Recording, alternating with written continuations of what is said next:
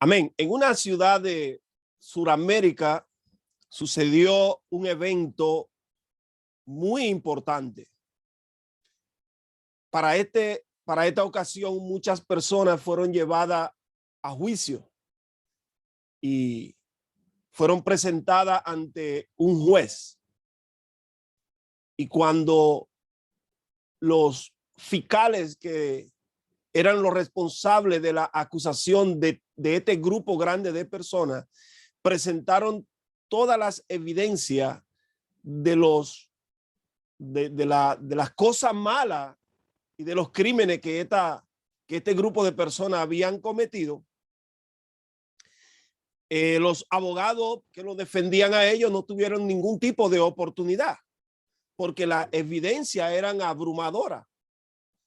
Fue el momento entonces cuando el juez ordenó que todos se pusieran de pie y dijo la siguiente palabra: basado en la evidencia que ha presentado el Ministerio Público, ustedes todos son culpables y merecen un castigo. Pero por la autoridad que me confiere este tribunal, yo lo voy a dejar a ustedes en libertad. Usted se imagina cómo se puso esa sala cuando este juez dice que va a dejar a todos estos criminales en libertad. Mire, habían asesinos, habían violadores, habían ladrones, de todas las calañas estaban ahí. Pero los familiares de las personas que estos criminales habían agredido estaban presentes también. Ahora, estando presentes estos familiares y este juez salir de esta manera, decir que lo va a dejar libre, eso causó una gran incomodidad en esta corte. Fue entonces cuando el juez dijo, pero hay una condición para que ustedes vayan a la libre comunidad. Y lo que el juez hizo fue que le entregó una carta. Y al pie de la carta, al final, él la firmó y le dijo, ponga su nombre al principio y cada vez que usted cometa un error, debe de escribirlo en esta carta, porque al final del camino, usted va a tener que presentarse ante mí con la carta y ese día yo voy a juzgar todo lo que los errores que usted ha cometido a partir de este momento que yo le estoy dando la libertad. Señores, los familiares que estaban ahí presentes se molestaron mucho con el juez. No era normal que dejaran salir a tanta persona a la libre comunidad, a estar suelto, que quizás podían volver a hacer crímenes, pero cada uno de los sueltos, de los que estaban en libertad, tenían una carta. Así que con esa carta, ellos iban a ser juzgados en el futuro. Igualmente, la joven que predicó hace unos minutos atrás, ella estuvo hablando de un hombre llamado Urías Eteo. La historia de él aparece en segunda carta a Samuel, capítulo 11, verso 15, donde dice, y escribió en la carta diciendo, poné a Urías al frente en lo más recio de la batalla y retirado de él para que sea herido y muera. Esta carta la escribió el gran rey David y se la envió al gran general Joab. Pero lo más interesante es que entregó la carta en mano de quien tenía que ser muerto por la carta que llevaba. Allá arriba, el juez dejó libre a un grupo de criminales y ahora el rey David entrega una carta a un inocente para que este inocente sea muerto por esa carta. Quiero decirle que Urías Eteo no era un hombre común y corriente. Urías Eteo, cuando usted busca en segunda carta a Samuel capítulo 23, usted va a encontrar que en el listado de los valientes, Urías Eteo es el número 37. O sea que de los 37 valientes que tenía David, él ocupa el último número. Este hombre era un hombre de mucha confianza para el rey. Este hombre fue de lo que David transformó en la cueva de Adulán. Este hombre quería a su rey. Este hombre, a pesar de no ser hebreo, tenía un gran respeto por el rey, por la ley también del pueblo de Israel. Pero la injusticia siempre ha estado presente en los humanos. Así que este hombre, con una carta en la mano, siendo inocente, marchó hasta el lugar donde la carta lo mató. O sea, la carta mató al inocente. El juez le dio carta a culpable y lo dejó suelto. Hay injusticia, hermano. Hay mucha injusticia. Así que nosotros observamos este escenario de esta gran injusticia y cuando nos movemos hacia el pasado, encontramos que por ahí, por el año 260 antes de Cristo, comenzó a surgir en el norte de Asia un poderoso imperio llamado el Imperio Romano. El Imperio Romano inició arrasando con todos los pueblos. No había pueblo que se podía detener frente a esta maquinaria romana. Eran terribles, no tenían misericordia, arrasaban con todo. Pero entre todos esos pueblos que ellos arrasaban, había un pueblo que estaba del otro lado del Mediterráneo. Este pueblo era el norte de África, y cuando los africanos se enteraron que ya los romanos habían abarcado todo el sur y todo el este, se dieron cuenta que ellos eran el próximo objetivo militar de los romanos. Así que ahora los romanos van así como venían arrasando, haciendo injusticia con todo, también van a justiciar a los africanos. Para ese momento de la historia había una gran ciudad en África llamada Cartago, y los cartaginenses se reunieron y reunidos buscaron solución cómo enfrentar a los romanos. Así que todas las tribus africanas a una dijeron: necesitamos a alguien que nos dirija, un líder que nos dirija. Así que pusieron todo el peso del ejército, toda la finanza en un hombre llamado Amílcar Barca. Amílcar Barca. Esto sucedió en el año 264 antes de Cristo. Así que este hombre se convierte en el líder de los africanos. Él fue el líder de la dinastía Barca. Cuando estoy hablando de Barca, no estoy hablando de una barca de agua, estoy hablando barca con B de bandera. Alabado sea el nombre de Jesús. Este hombre era un gran guerrero. Este hombre tenía varios hijos, así que tomó a sus hijos y fue al templo de los africanos. Y allá en el templo juraron él y sus hijos, regando sangre ante el Dios de ellos, que ellos iban a odiar a los romanos de por vida. Así que este hombre es el elegido para enfrentar a los romanos en el campo de batalla. Y efectivamente los romanos tenían planeado cruzar el Mediterráneo y enfrentarlo a ellos, pero fue todo lo contrario. Este hombre se movió hacia el sureste en España y enfrentó a los romanos en el campo de batalla. Este hombre le dio una gran lesión a los romanos. Los romanos nunca esperaban que fueran atacados en su propio terreno, pero así mismo como él lo atacó, ellos se dieron cuenta que no podían con los africanos en ese tipo de batalla, y agarraron y metieron a un infiltrado dentro del ejército de Amílcar, y un día de prevenido un esclavo acuchilló a Amílcar y lo mató. Ahora Amílcar acaba de morir, y cuando Amílcar muere le entregaron el Senado africano le entregó el mando al yerno de Amílcar Barca. Este se llamaba Adrúbal Barca, era el yerno, el esposo de la hija. Le llamaban el Bello. Y este fue otro gran comandante que le dio de toda la guerra, acababa con todo. No había quien se parara al frente de él. Pero este también en una batalla fue muerto por los romanos. Y fue entonces el momento clave de la historia cuando los africanos le entregaron el mando al jovencito llamado Amílcar Barca, del cual yo le quiero hablar.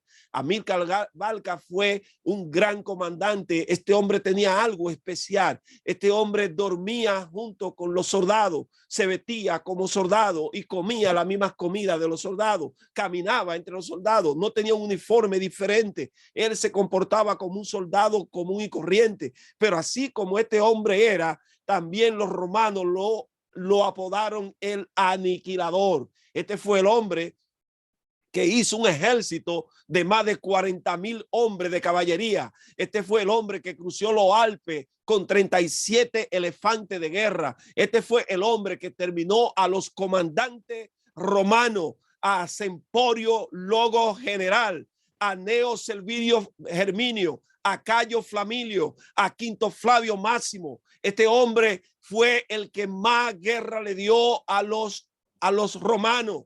Ahora, este hombre era lo que se llamaba el castigo de África. ¿Contra quién? Contra los romanos. Así que cuando se hicieron los números, este hombre había matado entre él y su familia más de 800,000 legionarios.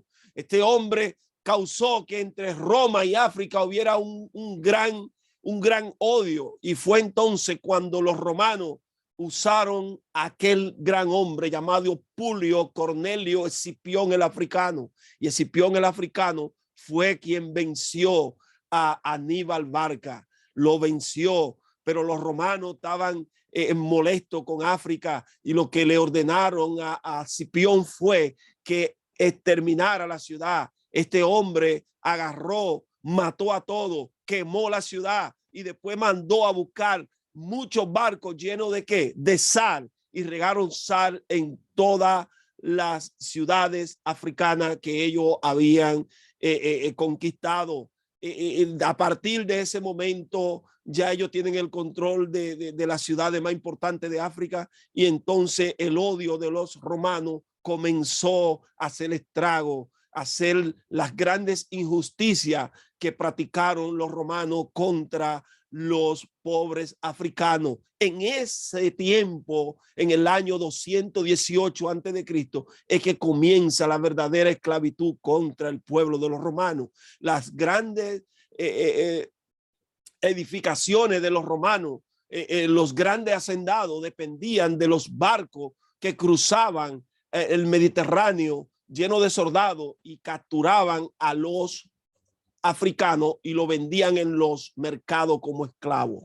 Una importante ciudad del Imperio Romano llamada Colosa tenía a muchos grandes hacendados, y los africanos estaban esperando siempre una oportunidad para escaparse. Así que embarcaciones, se hacían frágiles embarcaciones en los quirombos africanos. Un quirombo era un lugar que ellos tenían libertad, escondido dentro de lo que era la maleza, los montes, y ahí ellos hacían sus embarcaciones y de noche salían rumbo a África. También habían unos piratas que vivían de transportar los esclavos africanos desde Roma, o sea, desde el Imperio Romano hacia África. Así que había un hombre en esta ciudad llamada Colosa que tenía una gran hacienda, y uno de sus esclavos hizo algo muy mal y parece que robó y pagó un ticket y se montó en uno de estos barcos piratas. Pero cuando este hombre estaba metido en el barco, sucedió que se levantó una gran tormenta, y la tormenta hizo que el barco fuera a parar al puerto romano. Cuando los guardias romanos verifican la tripulación, encontraron a este hombre marcado como esclavo, y lo interrogan, y él confiesa que él es un esclavo de una próspera hacienda en Colosa que estaba a más de 250 kilómetros de distancia. Pero en ese momento de la historia estaba entrando ya el frío, así que no había espacio para devolver una embarcación hacia Colosa para llevar a este preso. lo que hicieron fue que lo metieron preso en una cárcel romana. ¿Y qué sucede? Que mientras él está preso ahí, había otro preso entre todos los presos, pero este preso que estaba ahí adentro era un preso, parece, de pentecostal, vamos a decir, que los pentecostales siempre están predicándole, hablándole del evangelio a todo el mundo. Así que el preso, cuando le pusieron a este compañero de celda, comenzó a predicarle, comenzó a hablarle de Cristo y los presos se cuentan todo. Así que el preso le contó a él lo que él había hecho y lo que había pasado con él. El preso era moreno, africano, ya usted sabe. Y hicieron una gran amistad y se intercambiaron todas las informaciones. Cuando llegó el verano, que pasó el invierno, llega el verano, ya hay una embarcación que va a devolver a este esclavo a su dueño. La costumbre era que si tú te portabas mal, el dueño podía matarte y no tenía que darle explicación a nadie porque tú eras dueño, tú eras su dueño, tú lo podías matar.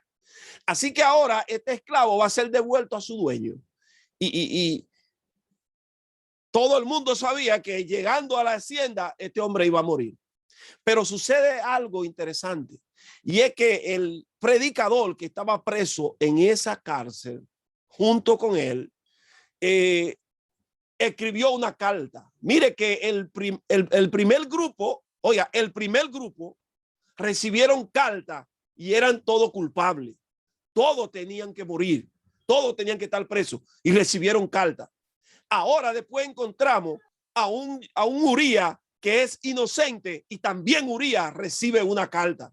Pero con la carta que Urías llega, mataron a Urías. Mientras el juez dejó a un grupo de personas en la libre que eran todos culpables, ahora vemos que muere un inocente. Pero ahora el predicador le entrega una carta ¿a quién? Le entregó una carta a un culpable y el culpable va ahora rumbo a su destino final, va a morir. Pero el predicador le dice, ¿sabe qué? No deje que tu jefe, que tu dueño hable, entrégale la carta y ya haz todo lo posible para que él lea la carta. Así que no sabemos cómo sucedió ni qué pasó, pero al parecer cuando llegaron a Colosa, el preso, el esclavo, el moreno, entregó la carta y el dueño la leyó. Y cuando el dueño la leyó, le dio libertad a quien, al culpable. El nombre del predicador es el apóstol Pablo. Sí. El nombre del esclavo se llama Onésimo. Vamos para allá.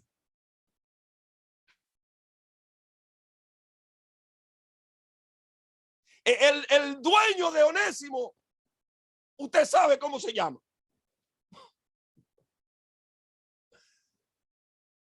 El caso es que el apóstol Pablo era quien le había predicado a este hacendado y se lo había ganado para Cristo.